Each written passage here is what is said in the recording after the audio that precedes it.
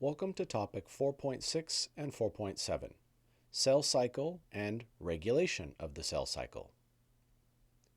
The three parts of the cell theory state that cells are the basic units of life, every living thing is made of at least one cell, and cells come from already existing cells. In prokaryotic organisms, cell reproduction is accomplished by the relatively much simpler process of binary fission. But in eukaryotes, a much more complex sequence of events in the cell cycle leads to the creation of new cells. Each of the events within the cycle is highly regulated and begins with the duplication of the cell's DNA, which is followed by the division of the nucleus, then typically the cell itself. The eukaryotic cell cycle has three main stages. Because it is a cycle, we could begin exploring it anywhere, but let's start with the first and longest stage, interphase. Interphase has three parts of its own. In G1, since the cell has just completed the previous turn of the cell cycle, the cell grows in size and replicates most of its organelles. Following G1 is the S phase, in which preparations are made for the next round of division. In this phase, the cell synthesizes or replicates its chromosomes. In the last part of interphase, G2, final preparations for division are made, including the self-replication of mitochondria and in plant cells, chloroplasts as well. Following interphase comes mitosis, the division of the cell's nucleus, in which the copies of the cell's genetic material are separated from one another. After the division of the nucleus comes the division of the cell itself during cytokinesis. Upon completion of the cell cycle, two identical cells are formed, each with their own identical set of genetic material. Although we will study the process of DNA replication in much greater detail in a later unit, it is important now to understand a few important points about the process. Before the S stage of interphase, a cell's nucleus contains a collection of chromosomes. How many chromosomes are found is characteristic of a given species. Fruit flies have 8 chromosomes. Carrots have 18. Humans have 46, and our closest genetic relatives, chimpanzees, have 48 chromosomes. A type of fern, called adder's tongue, has 1,260 chromosomes. Whatever the number of chromosomes, the replication process is the same and results in exact duplicate copies of each chromosome. For simplicity's sake, we're going to use this model that illustrates 2 chromosomes. This pair of homologous chromosomes is color-coded to represent the fact that, although they are a matching pair, they came from different parents, mom and dad. Following replication, there are still only 2 chromosomes, but each chromosome is comprised of 2 duplicate copies called sister chromatids. So while it's true that the amount of DNA in the nucleus doubles following replication, the number of chromosomes remains the same. After the cell has replicated its chromosomes, mitosis is responsible for separating the sister chromatids from one another and containing complete sets of genetic material in 2 separate identical daughter nuclei. There are 5 stages to mitosis: prophase, prometaphase, metaphase, anaphase, and telophase. Some textbooks and other sources don't distinguish the events of prometaphase, instead including them in either prophase or metaphase, which explains why you may sometimes find mitosis as being described with 4 stages. Since it's much easier to learn about a process by watching it happen, we're now going to take a look at a short animation from our textbook that will take us through mitosis.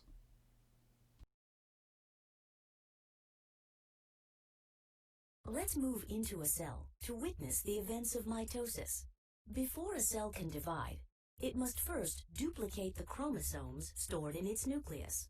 During chromosome duplication, several bubbles open up along the chromosome. Each bubble grows until it merges with an adjacent bubble. Each chromosome now consists of two identical copies called sister chromatids. Getting closer, we see that each sister chromatid consists of DNA wound around small proteins called histones. The sister chromatids begin to coil into tight helical fibers.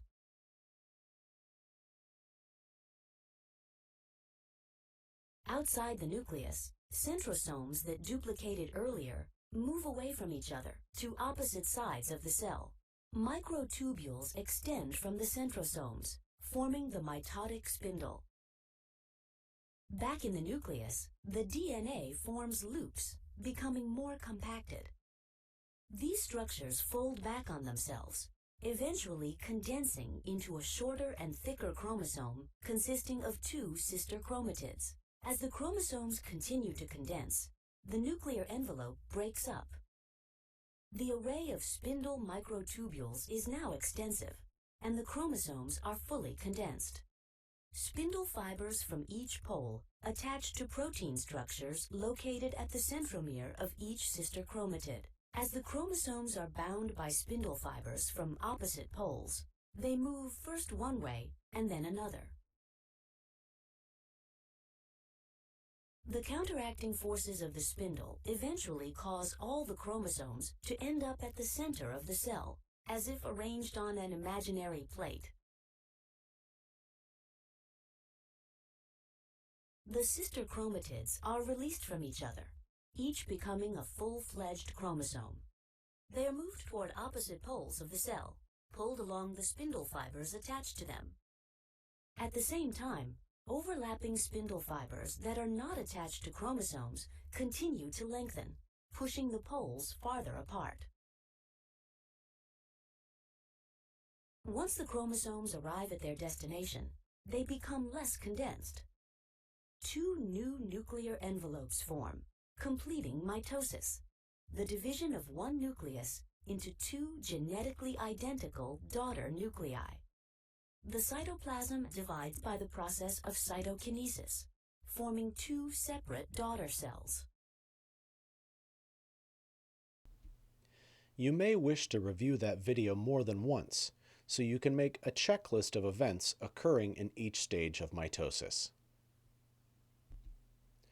During mitosis and cytokinesis, the spindle fibers stretching out from and arranged by the centrosomes at both poles of the cell serve a couple of important roles.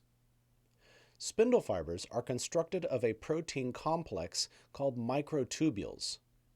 Some of the microtubules extending from one of the cell's poles are attached to spindle fibers from the opposing pole. This has the effect of elongating the cell as the microtubules grow and push the poles of the cell farther away from one another. Other microtubules are attached to a special region of each sister chromatid's centromere called the kinetochore. The kinetochore is a highly complex collection of proteins that, among its many functions, acts as an attachment site for microtubules and as a guide for chromatids to be separated from one another when the time comes in mitosis. The kinetochore possesses a motor protein that latches on to microtubules. At the start of anaphase, the motor proteins activate and break down the microtubule protein, while at the same time, the chromosome pulls itself along the microtubule in the direction of the centrosome the microtubule extends from. Next up is an animation from the Walter and Eliza Hall Institute of Medical Research in Australia that will show in high detail how this is accomplished.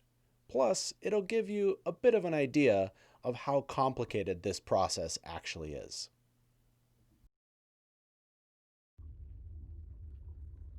This visualization isolates a single chromosome at mitosis. The chromosome contains two identical copies of DNA. Each DNA molecule is packaged up into one of the sausage-shaped chromatids. Sticking out from either side are microtubule fibers from the mitotic spindle, used for orienting and guiding the chromosomes to their correct positions. The red region is the kinetochore, which works as the interface between the microtubules and the chromosome. The kinetochore is one of the largest and most complex molecular mechanisms inside living cells, with multiple functions to perform. The kinetochore is central to the movement of the chromosomes and is able to hang on to the dynamic ends of the microtubules. It is also a mechanical tension sensing system, which is able to feel if everything is correctly attached and positioned. It is also a stop signal broadcasting system, sending out chemical signals to the rest of the cell about whether it is ready to undergo separation of the chromosomes. This kinetochore has sensed that the tension is just right and the chromosome is correctly positioned and attached. The last little bit remaining red is the stop signal broadcasting system. It is carried away by a dynein motor, walking down the microtubule away from the kinetochore. These are molecular motors involved with a directed transport along the mitotic spindle. The orange proteins walking to the left are kinesins, molecular motors carrying proteins on their back. Striding from the kinetochore on long molecular legs are dynein, carrying the stop signal broadcasting system.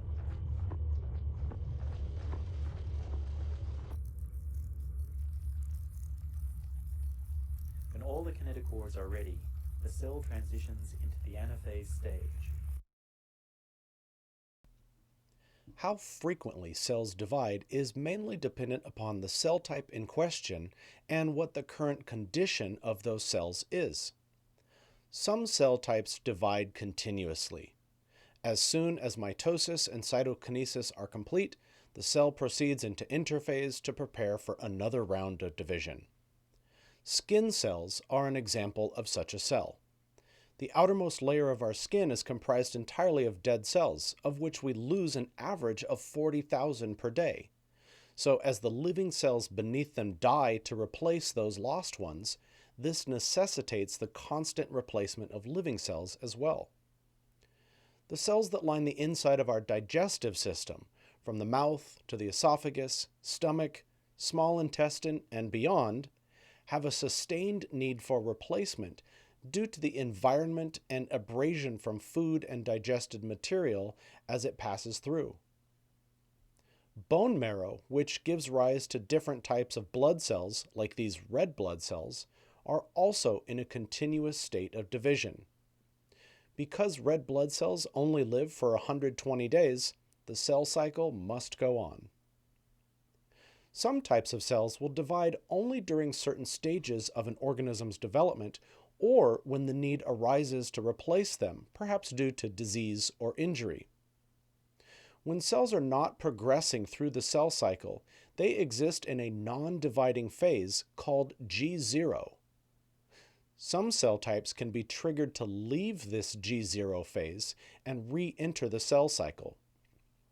For an example, if an infection, such as that from a flu virus, results in the damage and death of the cells that line the inside of airways, surviving cells are prompted to re-enter the cell cycle, replacing the cells lost due to the infection.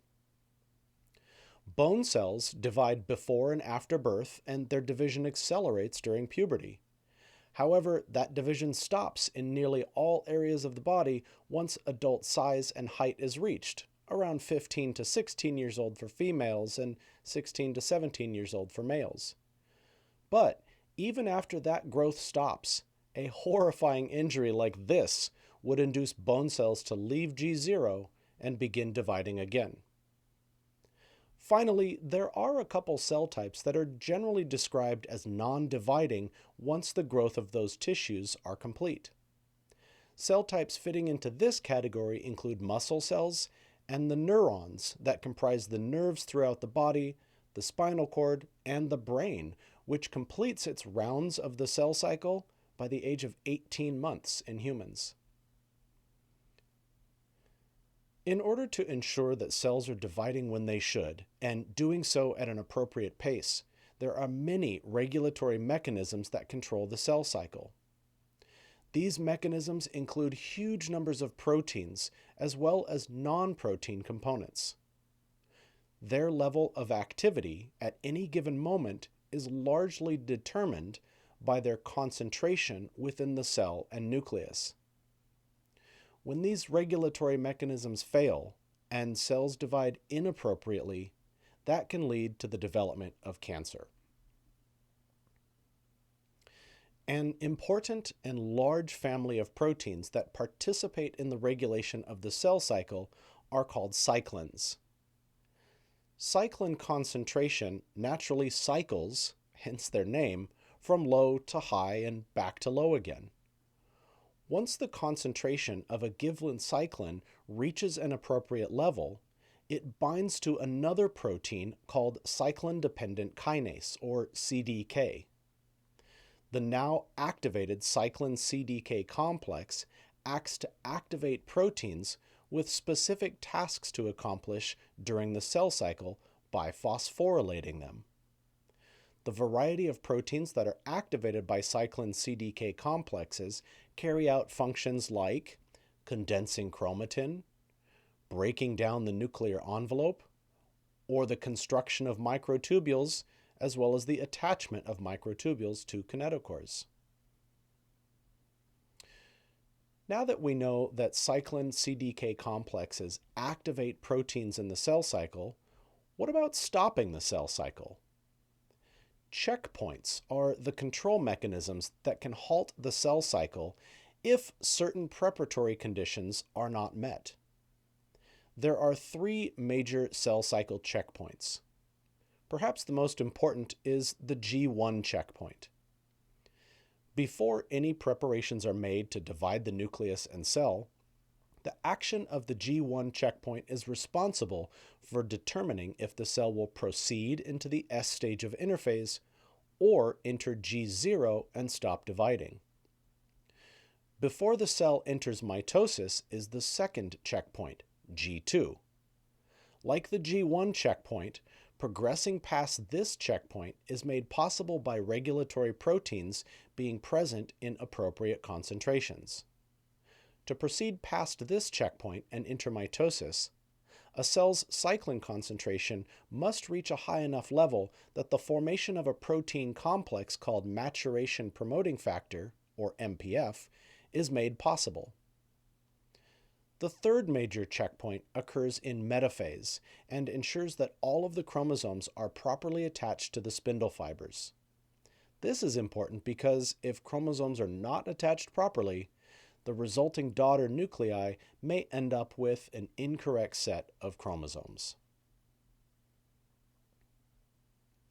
When cells lose the ability to properly regulate the cell cycle, cancer can result.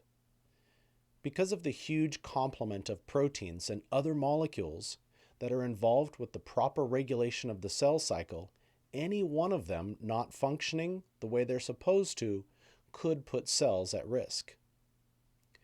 Cancer is associated with the failure of certain cyclins, as well as proteins involved in checking for and repairing damage to DNA, and proteins that are important in suppressing the growth of precancerous or cancerous cells and cell masses, tumors. One such protein is called P53. Its importance in recognizing DNA damage, repairing DNA damage, stopping the cell cycle, and triggering cell suicide, or apoptosis, among many other functions, has earned it the nickname, the guardian of the genome. Still, for a variety of reasons, including environmental factors, cells do sometimes divide when they're not supposed to. The task of recognizing and destroying those cells falls to the immune system. Cytotoxic T cells produce and release perforin to create pores in precancerous cell membranes into which granzymes enter and induce the cell to commit apoptosis. Unfortunately, as we age and the cumulative effects of environmental factors lead to the accumulation of mutations, coupled with the decreasing effectiveness of the immune system, the probability of unregulated cell division increases, as does cancer risk.